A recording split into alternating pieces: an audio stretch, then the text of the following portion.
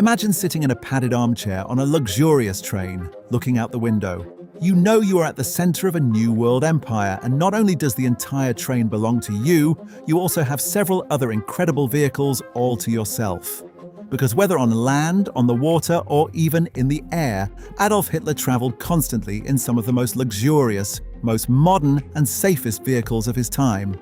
Today we are giving you a look at how Hitler traveled in private and why his cars, ships, and aircraft were so extraordinary and so far ahead of their time.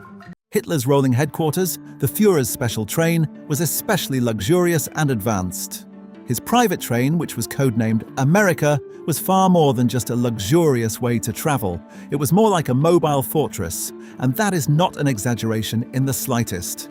It was so heavily armored on all sides that 2 locomotives often had to be used just to pull the carriages, which together weighed around 1,200 tons. But the craziest thing about this train was its composition. At roughly 300 meters long, it included not only sleeping cars, dining cars, private quarters, and even a bathroom for the dictator. It also had its own anti-aircraft cars attached, meaning carriages fitted with heavy anti-aircraft guns to fend off attacks from the air directly.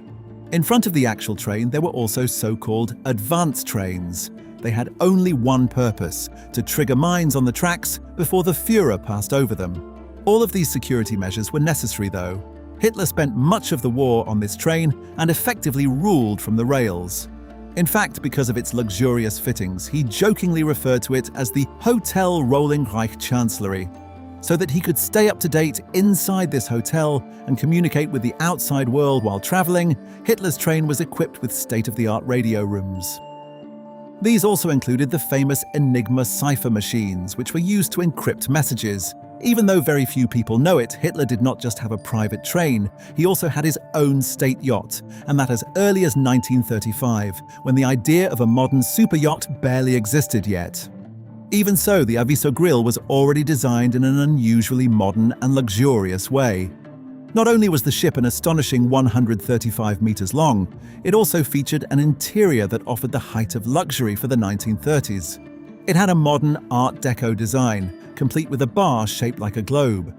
There was even a large dance floor with steel columns designed to look like palm trees. Hitler also had something like his own private apartment on the yacht, with offices, a sleeping chamber, and other private rooms. The fact that the Aviso Grill really was a true super yacht is also clear from its construction costs, because building the ship would amount to nearly 70 million euros in today's terms. But the yacht was not only luxurious, it could also be used as an attack vessel. The Aviso Grill was equipped with a mine-laying function, allowing it to carry up to 380 naval mines and deploy them into the water while underway. But although the yacht was extremely luxurious, and there are even photographs showing Hitler lying on a sun lounger on deck with Goebbels, he was almost never able to use the Aviso Grill as his own luxury yacht. The problem was that Hitler was known to be deeply uncomfortable on the water. He became seasick quickly and did not like being away from land. When the war began in 1939, the Aviso Grill was then used only to lay naval mines in British waters. For defense, the yacht was also equipped with 3 guns and 7 anti-aircraft cannons. After the war, however, the luxurious ship met a rather inglorious end. It was seized by the British then, after considerable back and forth, sold to the United States, and finally scrapped there in 1951.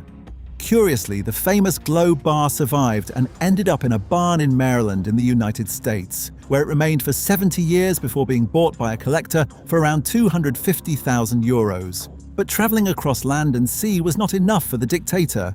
He wanted to conquer the skies as well, and so Hitler, as the very first politician in world history, also had a private aircraft of his own in the form of a Focke-Wulf FW-200 Condor. This aircraft was truly far ahead of its time. It was the first passenger aircraft capable of flying non-stop from Berlin to New York.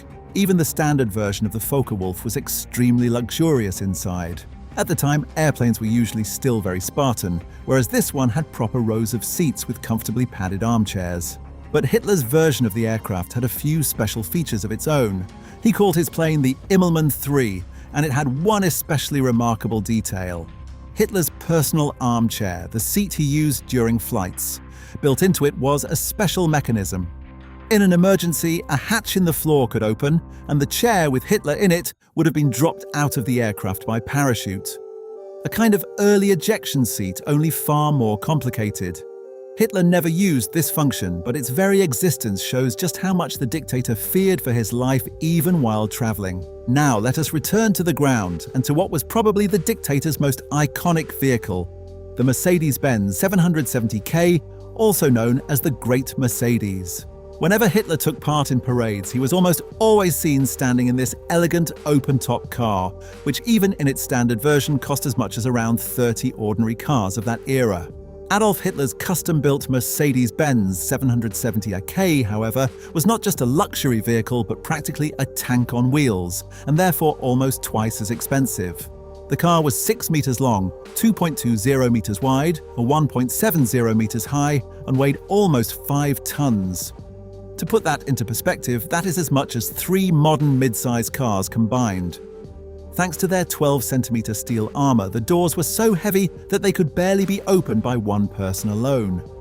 More precisely, each door weighed an incredible 150 kilograms, and the underbody was even reinforced to withstand mines.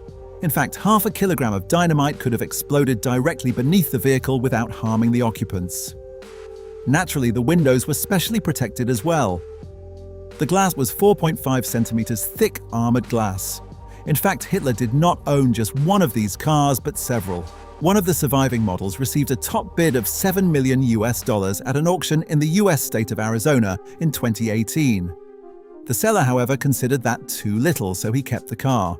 As much as Hitler loved his Mercedes-Benz 770K, he could not use it everywhere. The Great Mercedes had been built for level roads. But when Hitler wanted to present himself as a field commander rolling into conquered territory across rough terrain, he needed something more martial, and that was exactly what he had in the Mercedes-Benz G4, an off-road vehicle. The G4 was so exclusive that it was never sold to the public. Mercedes built only 57 of them, and almost all went directly to the Nazi leadership. The vehicle had 3 axles and 6 wheels. At the time, this design was technically extremely elaborate and was supposed to allow it to drive through mud and rubble, at least in theory, because in practice the G4 certainly looked impressive, but it was nothing like a modern off-road vehicle. Because of its enormous weight and long body, its wheels often dug themselves in, which Hitler of course knew. But for the dictator, this vehicle was mainly about image anyway. When Hitler stood in this 6-wheeled monster, he automatically looked taller and more powerful than he did in a normal limousine. There was also another vehicle in the government motor pool that is now regarded as one of the most valuable cars in the world, the Mercedes-Benz 540K, the world's first supercar. When the driver floored the accelerator, a mechanical supercharger kicked in, and the engine quite literally began to scream, producing a high, shrieking sound that gave every passerby goosebumps back then. In many ways, this car was pure excess. It consumed an unbelievable 30 liters per 100 kilometers, and with a top speed of up to 180 kilometers per hour, it was absurdly fast for the roads of that time. For comparison, normal cars in that era only reached around 90 kilometers per hour. Today, these vehicles are among the most expensive classic cars in the world. A 540K Special Roadster can easily fetch 10 million euros at auction. Feel free to write in the comments which of Hitler's vehicles you found the most impressive. We are curious to hear your thoughts. Bye, and see you next time.